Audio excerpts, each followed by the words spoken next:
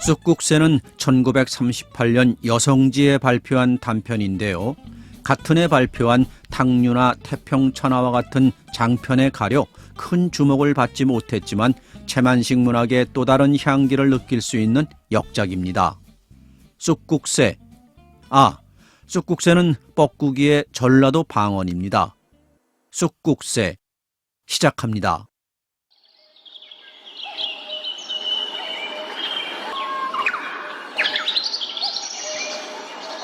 왼편은 나무 한 그루 없이 보이느니 무덤들만 다닥다닥 박혀있는 잔디벌판이 빈밋이 산발을 타고 올라간 공동묘지.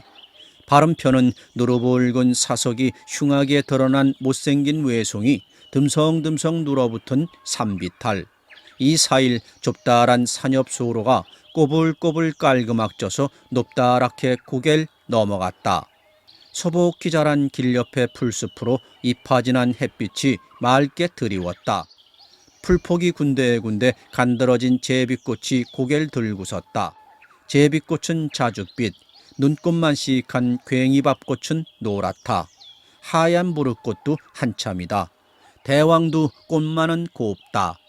할미꽃은 다 늙게야 허리를 펴고 흰 머리털을 날린다. 구름이 지나가느라고 그늘이 한때 덮였다가 도로 밝아진다. 솔푸덕에서 놀란 꿩이 잘겁하게 울고 날아간다. 미럭새는 이 경사급한 깔끔악기를 무거운 나무찜에 눌려 끙끙 어렵사리 올라가고 있다. 꾀는 없고 욕심만 많아 마침 또 지난 장에 새로 배려온 곡괭이가 알씨미씨 손에 맞겠다. 한데 살림 간수한테 오기는 있어 들키면 경을 치기는 매일반이라서 들이닥치는 대로 철쭉 등거리야 진달래 등거리야 소나무 등거리야 더런 멀쩡한 옹근소울까지 마구 작사를 낸 것이 해놓고 보니 필경 짐에 넘치는 것을 제 기운만 믿고 짊어진 것까지는 좋았으나 산에 내려오면서는 몇 번이나 앞으로 고꾸라질 뻔했고 시방 이 길을 올라가는데도 여간만 된 게 아니다. 게다가 4월의 긴긴 해에 한낮이 훨씬 겨워 거진 3때나 되었으니 안 먹은 점심이 시장하기까지 하다. 끙끙 힘을 쓰는 소리에 지게가 삐득삐득, 지게 밑에 매달린 밥바구니가 다그락다그락 서로 궁상맞게 대답을 한다. 중간에 한 번이나 2번은 쉬었어야 할 것이지만 고집이 그대로 떠받고 올라간다. 지게 밑으로 통통하니 알이 밴 새까만 2다리가 퇴육살이 불끈불끈 터지기라도 할 것 같다. 고개 마루턱에 겨우겨우 올라서자 휴획 쟁그럽게 숨을 몰아내쉬면서 한옆으로 나무찌개를 받쳐놓고 일어선다. 어이구, 작것이.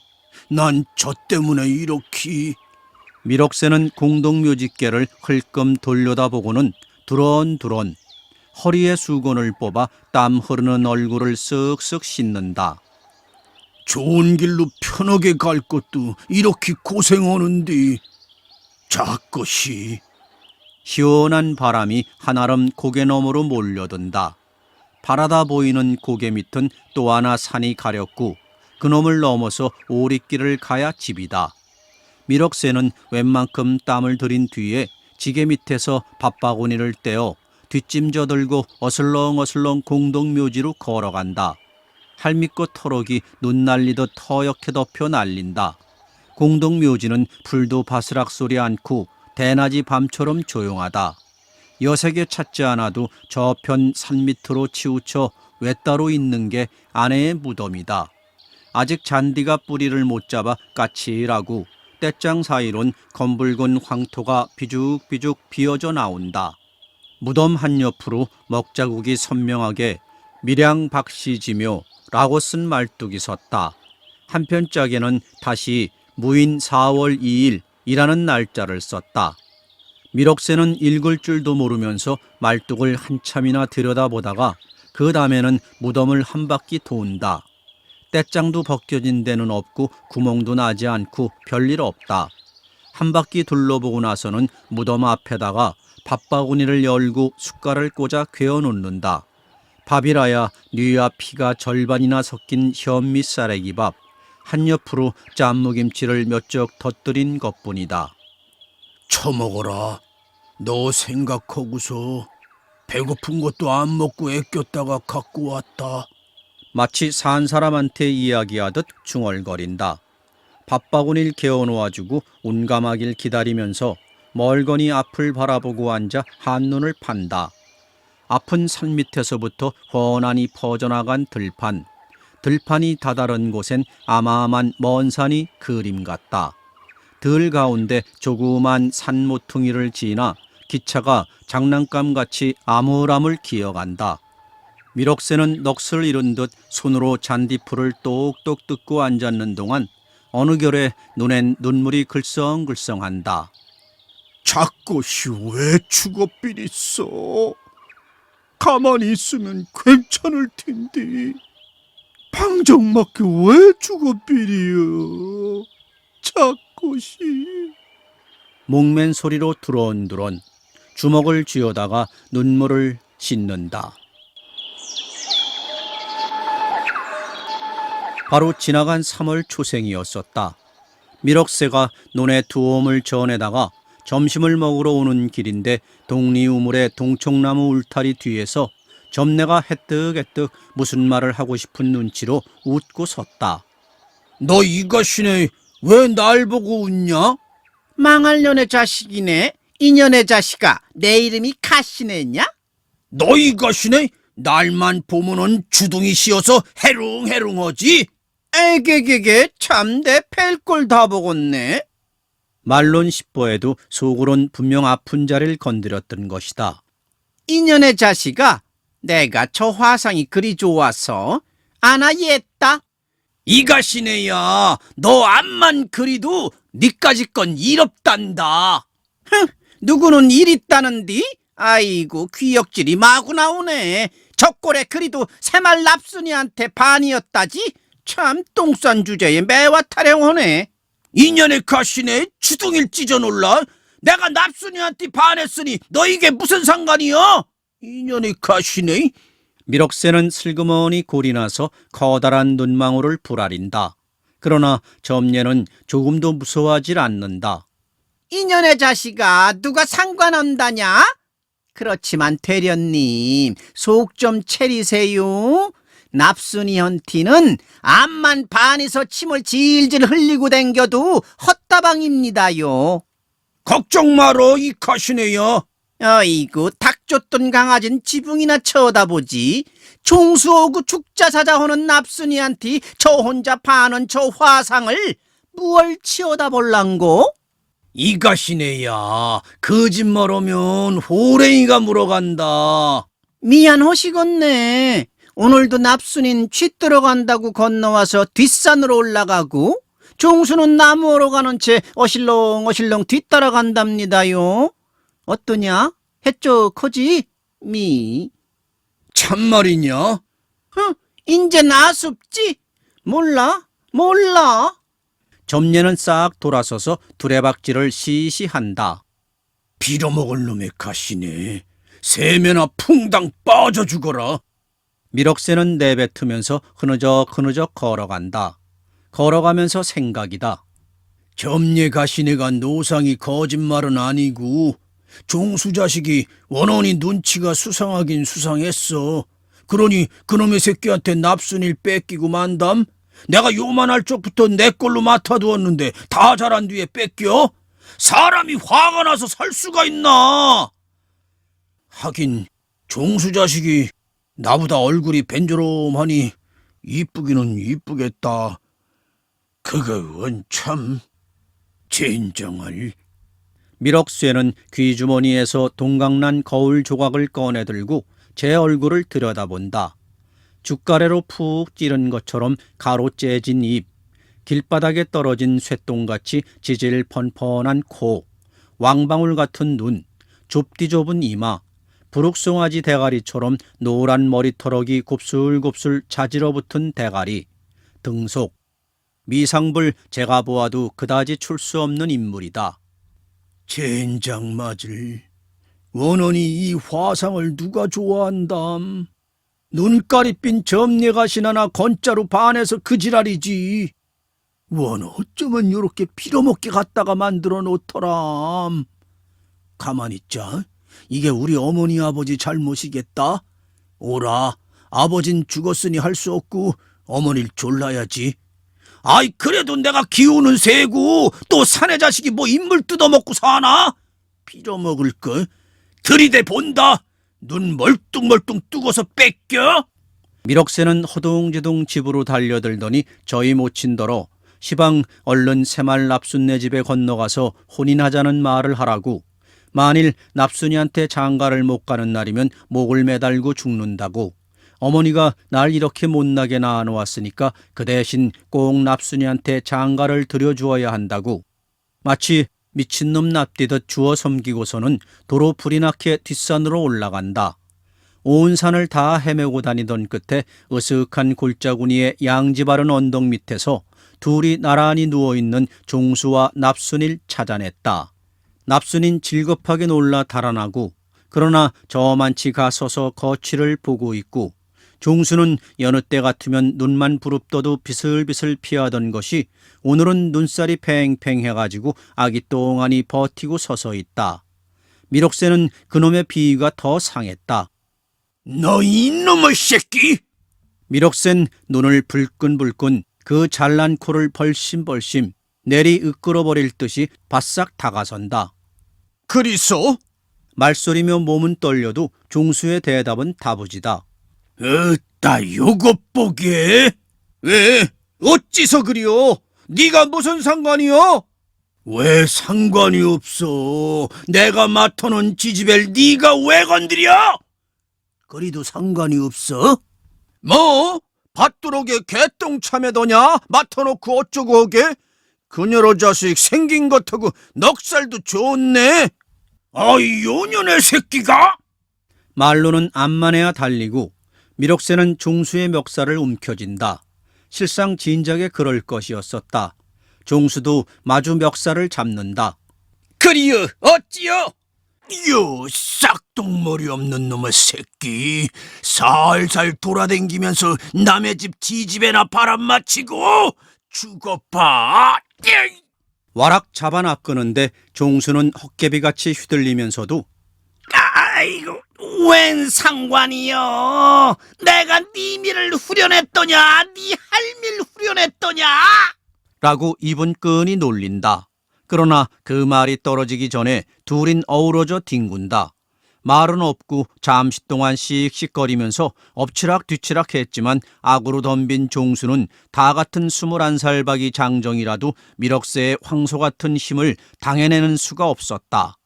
미럭새는 종수의 배를 타고 앉아서 주먹으로 가슴팩을 짓짓는다.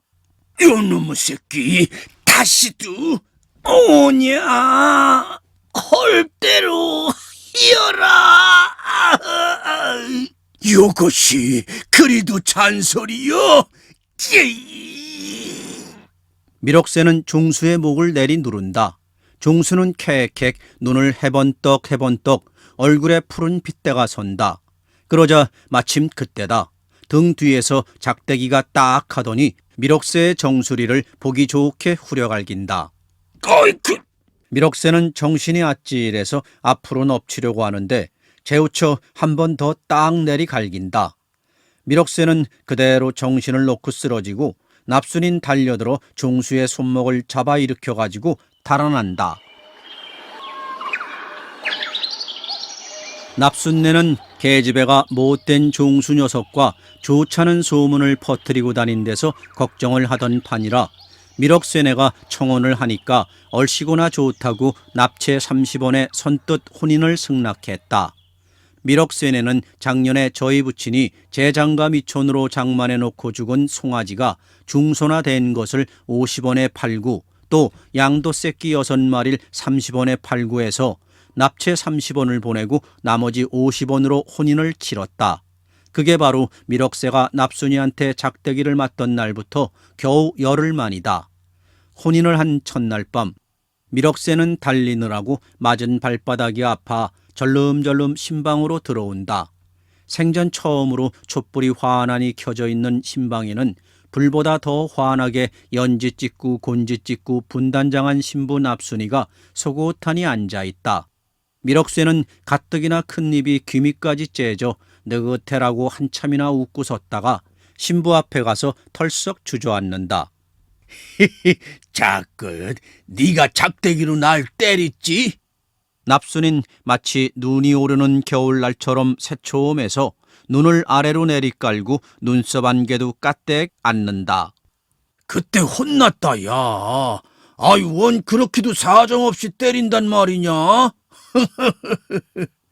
그래도 난 네가 이뻐서 이렇게 네한테로 장계를 가자놓냐?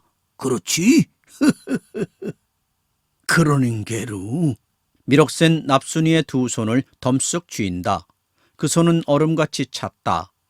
너도 그전 일을 죄다 잊어버리고서 인제부터는 우리 각신인 게로, 내 말 잘 듣고 그리라이. 이렇게 첫날 밤은 지냈다. 미럭새는 노염이 다 풀려서 이제는 종수를 죽이지 않는다고 말을 냈고, 그래서 종수는 며칠 만에 도로 동네로 돌아왔고, 납순인 그대로 까딱없이 눈 오르는 겨울날처럼 새초롬한 채 그날을 보내고, 그리한 지 보름이 되는 어느 날 석양, 미럭새가 등 넘어 봄보리밭에 소매를 저내고 있노라니까 난데없이 점녀가 미럭새 불러대면서 헐레벌떡 달려오고 있었다. 미럭새는 웬일인지 가슴이 서늘해서 밭도둑으로 쫓아나오는데 점녀는 가빠하는 체하고 쓰러질 듯 팔에가 매달린다. 왜 그리요? 시방 오다가 어머니 도로도 일러 주었어. 무얼? 납순이가 내가 망을 부린 게로 그리서 종수가 종수가? 종수하고 납순이하고 방으로. 무시라 방으로? 미럭새는 점녀를 떠다박지르고 소처럼 내리뛴다. 등을 넘어서자 인연 모친의 개목 지르는 소리가 들린다. 단걸음에 살인문 안으로 들어서는데 모친은 납순이의 머리채를 감아쥐고 마당 가운데서 이리저리 개 끌듯 끌어 동댕이를 치고 있다. 조그만 보따리가 한편으로 굴러져 있다. 어서 오니라. 노파는 더욱 기광이 나서 허덕허덕 들랜다. 인연이 대낮에 그러고서도 그놈하고 도망을 갈라고 보따리를 싸고 인연 돈 400냥 내놔라. 인연 이 찢어 죽일련. 미럭새는 잡아먹을 듯 험한 얼굴을 휘휘 두르다가 토방으로 우르르 절국공이를 집어들고 납순이에게로 달려든다. 내 인연을. 방아 찢듯 절국공이를 번쩍 쳐들어 단번에 골통을 칵 내리 바수련 순간 납순이와 딱 눈이 마주친다. 그것은 미럭새 제가 이뻐하는 납순이의 얼굴. 마주 말끄러미 올려다보는 그 눈이 어떻게도 액색한지 그만 눈물이 날 것 같았다. 퍽 내리치는 절국공이에 애매하게 실이 굳은 마당바닥이 움푹 팬다. 인연을 이렇게 쳐 죽일 참인디 가만히 있자. 미럭새는 절국공이를 내던지고 허둥지둥 둘러본다. 이놈하고 한트다가 묶어놓고서 한꺼번에 놈년을 쳐 죽여야 할 텐디. 놈을 잡아와야지. 이놈을. 엄니 그냥 놓치지 말고 꼭 붙들고 있어. 내 이놈마저 잡아갖고 올 텐께로. 이러고는 쭈루루 살인문께로 달려나간다. 살인문 밖에서는 동리 아이들이 진을 치고 구경을 하다가 양편으로 쫙 길을 터준다. 점녀가 마침 배스기 웃고 서서 눈을 찌긋찌긋한다. 미럭새는 짐짓 제 몸뚱이로 점녀를 칵 떠받아 그것은 방금 납순이를 절국공이로 내리찌려던 그 옹심과 꼭 같았다. 그렇게 죽어라고 떠받아 나동그라뜨리고서는 휘잉하니 뛰어간다.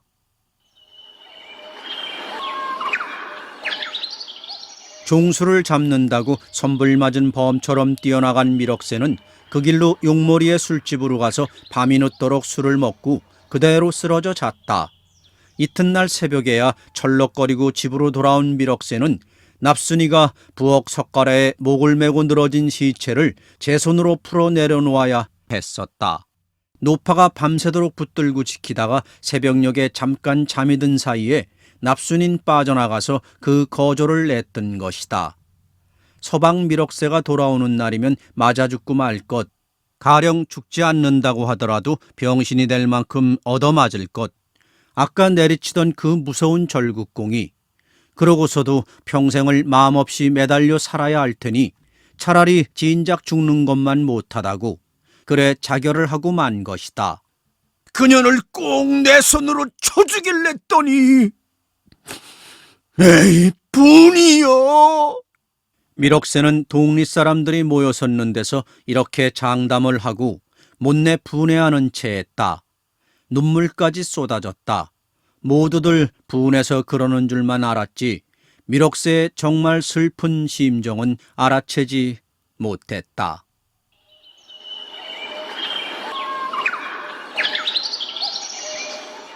아내 납순이의 무덤 옆에 넋을 놓고 앉았던 미륵새는 이윽고 정신이 들어 무덤으로 고개를 돌린다.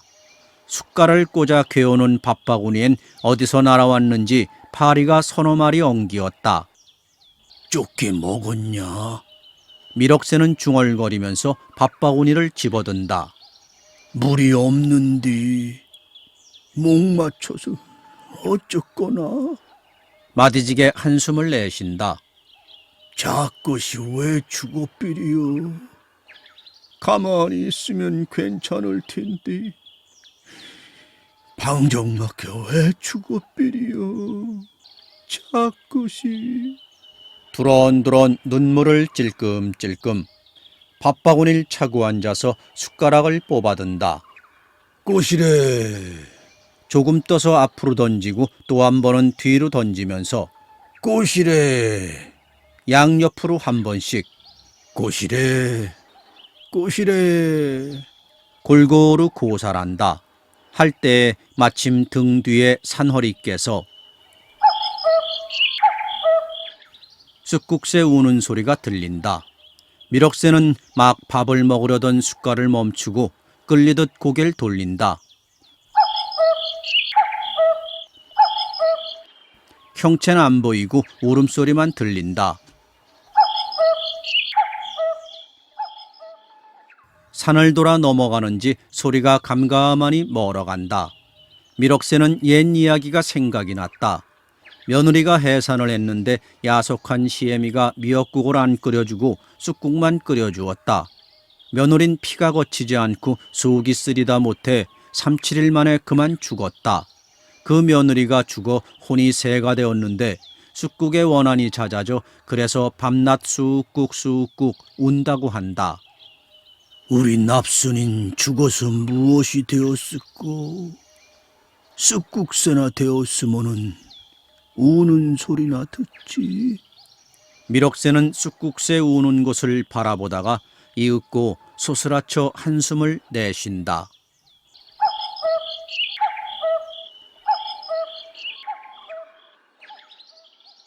마지막 소리가 아스라이 들리더니 그 다음은 잠잠하다.